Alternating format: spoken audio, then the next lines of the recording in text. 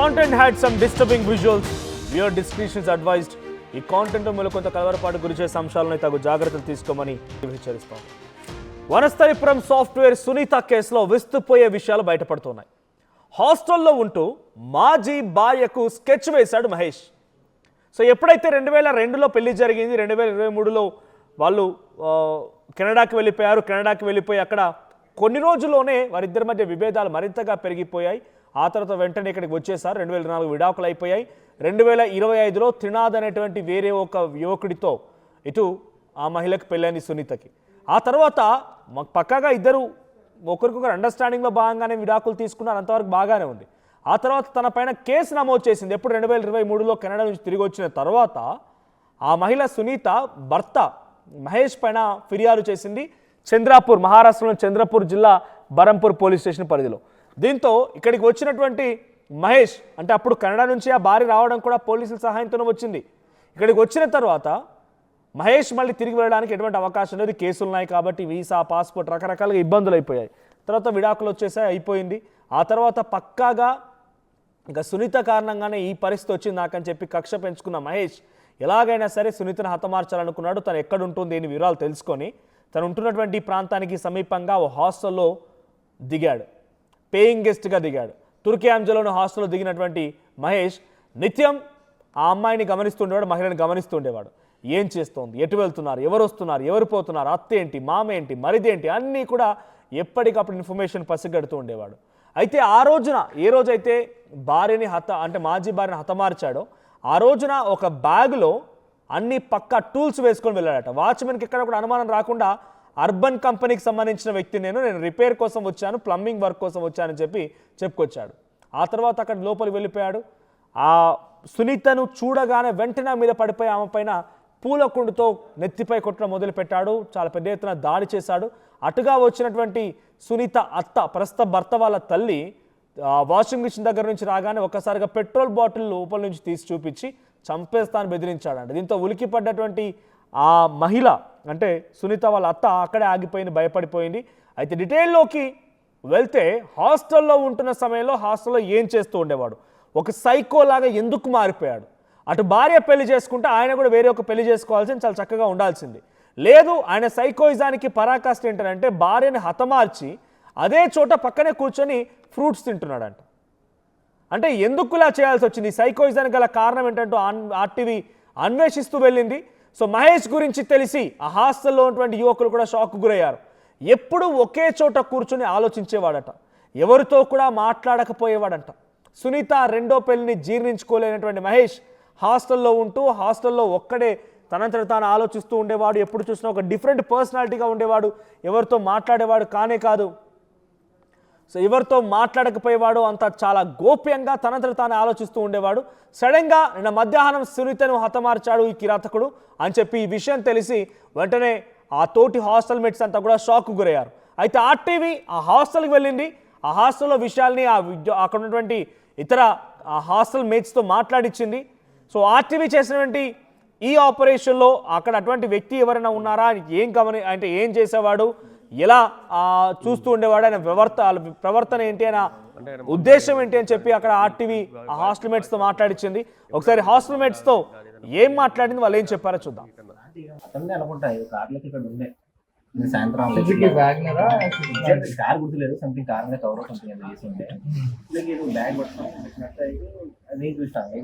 మొన్న రాత్రి ఫోన్ మాట్లాడుతుంటే ఇట్లా చెప్పుకుంటా మాట్లాడుతుంటే అతను ఇక్కడికి వెళ్ళి వచ్చి ఆ కార్ లో సంథింగ్ పెట్టిండు. అతందా కారా అని తెలియదు నాకు. ఒక బ్యాగ్ అయితే పెట్టింది, కవర్ ఉన్నట్టు అనిపించింది. కానీ అది నైట్. అంటే ఇప్పుడు మీరు ఇప్పటిదాకా నేను చూపించాను వీడియో, అదే బ్యాగ్ ఐ థింక్ సో, అదే అనుకుంటాను. నాకు ఎగ్జాక్ట్ బ్యాగ్ కూడా చూడలేదు. సంథింగ్ పట్టుకొని కొంచెం వెయిట్ లేక ఉందా మామూలుగా వెయిట్ ఉన్నట్టు లగేజ్ అనుకున్నాను. అంతే అంతే తెలుసు. ఈ పక్కన ఉండేటప్పుడు ఎన్ని రోజుల నుంచి ఉంటున్నారు ఇక్కడ? 15 to 20 days అనుకుంటున్నాను. Last month. అంతకుముందు ఆయన ఏమన్నా మీతో మాట్లాడుతుండేనా, మీతో ఎప్పుడైనా తినేటప్పుడు కానీ ఏ విషయంలో కానీ? తినేటప్పుడు ఒకటే ఉపయోగం. రాత్రి ఎప్పుడన్నా మేము వాకేమో అంటే ఆయన మంద అయినది కానీ ఇట్లా మీ ఫ్రెండ్స్ బాయ్స్ హాస్టల్ కాబట్టి ఎప్పుడైనా మీతో మంద ఆగని కానీ ఏదైనా ఫ్రెండ్లీ ఉండడు చాయ్ తాగడానికి ఇటన్నా అలాంటిగా ఉండదు కానీ ఇక్కడ ఒక మందు సీసైడ్ పెట్టాడు ఆయనే అతని తెలియదు వీళ్ళు వచ్చిన తర్వాత అంతే హాస్టల్లో ఉన్నదేమో లేదు తెలియదు అండి. అంటే ఇప్పుడు వాళ్ళు ఎక్కువ కనపడరు కదా మా పక్క రూమ్ మీద అప్పుడప్పుడు కనిపిస్తుంటారు. అంటే ఆయన తినేటప్పుడు కానీ మీకు కనిపించినప్పుడు ఎప్పుడు ఏదన్నా మనిషి ఎట్లా అంటుండే మీ దగ్గరికి ఐసోలేటెడ్ గా ఉంది ఇక్కడ. అంటే ఆయన స్వభావం అంటే మనిషి తెలుస్తుంది కదా తింటప్పుడు కొంచెం మాట్లాడకుండా ఇలాంటి అంత ఫ్రెండ్షిప్ లో అందరితో ఫ్రెండ్లీ ఉంటుండేనా ఇలా ఉంటుండే అంటే ఊరికే ఆయన ఒక్కడే చూసుకుంటాడు. ఆయన ఎక్కువ మాట్లాడకుండా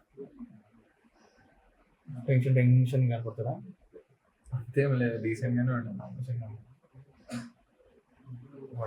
ప్రెషర్ లోపల సైలెంట్ పెట్టి అంత చేస్తుంటారు. సో మంచిగా సాఫ్ట్వేర్ ఉద్యోగం కెనడాలో జాబ్ అని చెప్పి బహుశా వీళ్ళిద్దరు ప్రేమించి పెళ్లి చేసుకున్నారంట. సునీత అండ్ మహేష్ ఇద్దరు ప్రేమ పెళ్ళి అంటది. ప్రేమించి ఆ తర్వాత తల్లిదండ్రులు ఒప్పించుకొని పెళ్లి చేసుకున్నారు. అప్పటి వరకు బాగానే ఉంది. ఆ తర్వాత ఇక్కడ నుంచి కెనడా వెళ్ళిపోయారు. అక్కడ మనస్పర్ధలు వచ్చినాయి.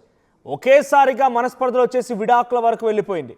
మనస్పర్ధల తర్వాత సునీత డైరెక్ట్గా అక్కడ పోలీస్ సహాయంతో ఇండియాకు వచ్చి తన స్వగ్రామైనటువంటి చంద్రపూర్ బలంపూర్ పోలీసులకు కంప్లైంట్ ఇస్తే అక్కడ కేసు నమోదు చేసి తిరిగి వెంటనే మహేష్ వచ్చిన తర్వాత మహేష్ మళ్ళీ వెళ్ళనీయకుండా అయిపోయింది.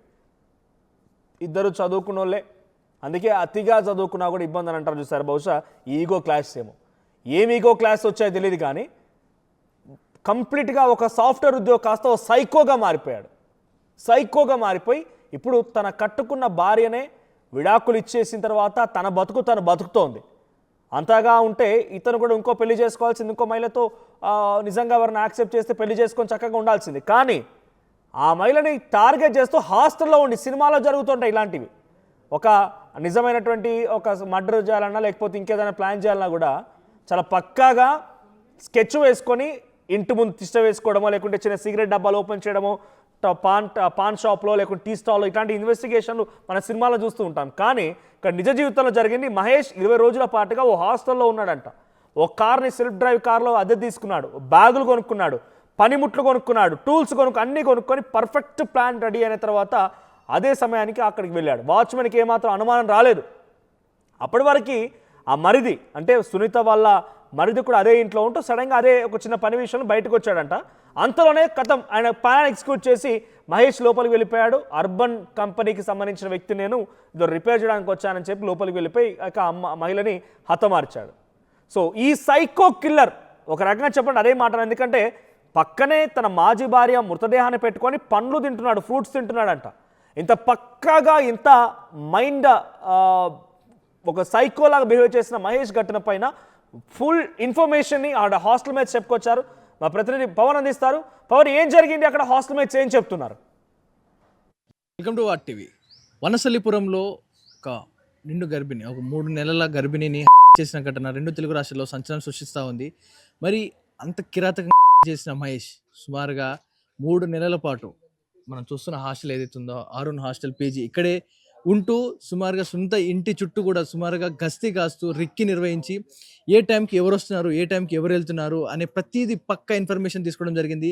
అండ్ ఒక సెల్ఫ్ డ్రైవింగ్ కార్ 3 రోజుల క్రితం ఒక సెల్ఫ్ డ్రైవింగ్ కార్ తీసుకొని ఆ చుట్టుపక్కల ప్రాంగణాల్లో అంతా కూడా పర్యవేక్షించడం జరిగింది. ఇక్కడ మనం ఉన్న ప్రదేశం తుర్కెంజాల్లో ఉన్నాం. ఈ పీజీ హాస్టల్ ఏదైతే చూస్తూ ఉన్నామో చాలా ఉంటున్న నివాసానికి ఇక్కడికి సుమారుగా 6 కిలోమీటర్ల అంటే సుమారు 7 కిలోమీటర్ల దూరంలో ఉండడం జరిగింది. అంటే సుమారుగా నివాసాల ప్రాంతం జనావాసాల్లో ఉంటున్న ఈ హాస్టల్లోకి ఇక్కడ నివాసం ఉంటూ ఇక్కడ హాస్టల్ ఉంటూ ఎవరికి తెలియకుండా రోజు ఇక్కడి నుంచి అక్కడికి వెళ్తూ వస్తూ ఇలా పూర్తి సమాచారం రెక్కి నిర్వహించాడు.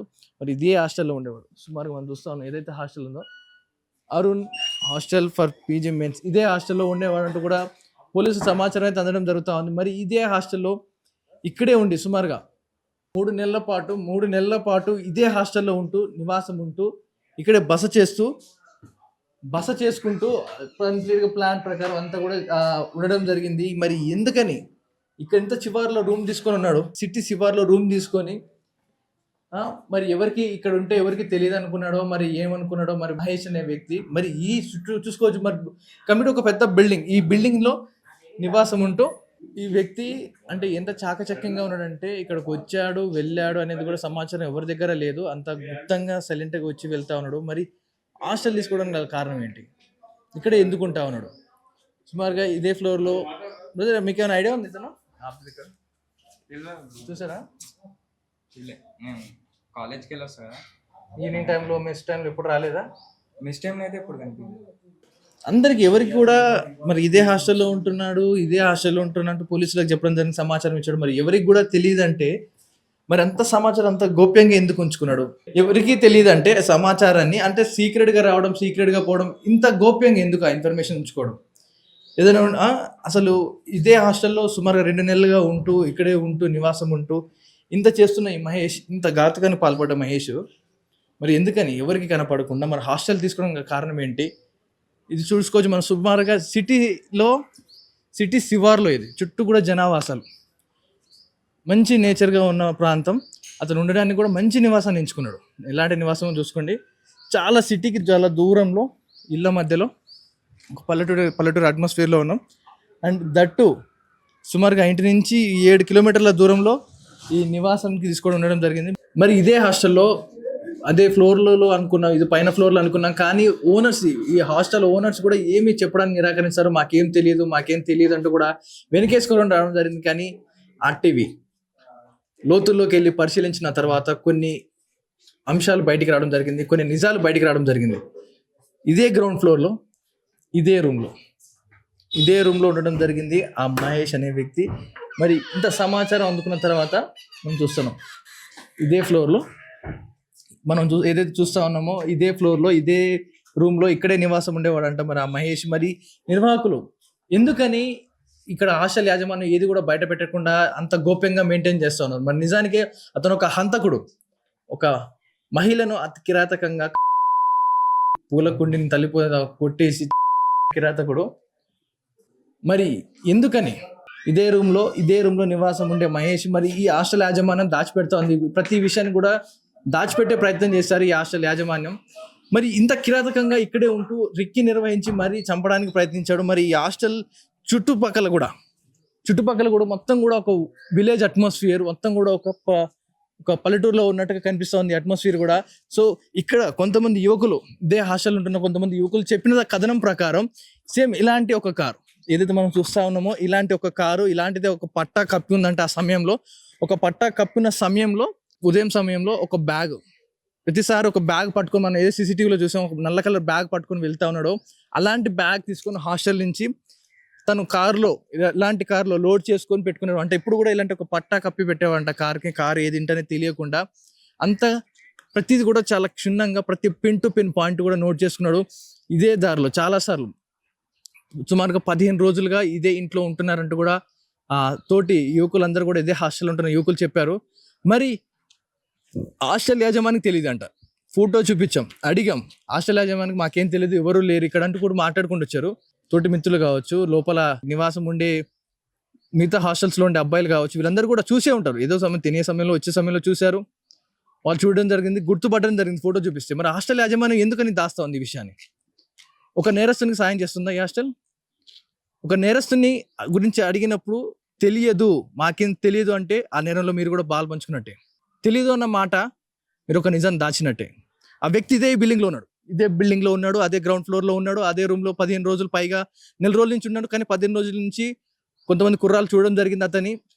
ఇక్కడి నుంచే తన సామాన్లు ఒక్కొక్కటిగా కొనుక్కుంటూ వచ్చి చెట్లను కట్ చేసి ఒక మిషన్, ఒక ఐరన్ మెటీరియల్ కట్ చేయడానికి ఒక కట్టర్, పెట్రోల్ క్యాన్లు, దాని నిండా పెట్రోల్, ఇలాంటి ఒక బలమైన ఒక బ్యాగ్ తయారు చేసుకున్నాడు. పకడ్బందీగా ప్లాన్ చేసుకున్నాడు. ఇదే సిటీలో ఉంటూ ఇదే ఎల్బీ నగర్, వనస్థలిపురం, ఇటు తుర్కెంజార్ సుమారు 7 కిలోమీటర్ రేడియస్లో ఇక్కడిక్కడే ఉంటూ తచ్చాడుతూ పూర్తిగా రిక్కి నిర్వహించి పకడ్బందీగా ప్లాన్ చేసుకొని ఏ సమయానికి ఉంటున్నారు, ఏ సమయానికి లోపల ఎవరు లేరు, ఇలా పక్కదీది కూడా ఇన్ఫర్మేషన్ తీసుకొని ఆ మహిళను మట్టుపెట్టడం జరిగింది.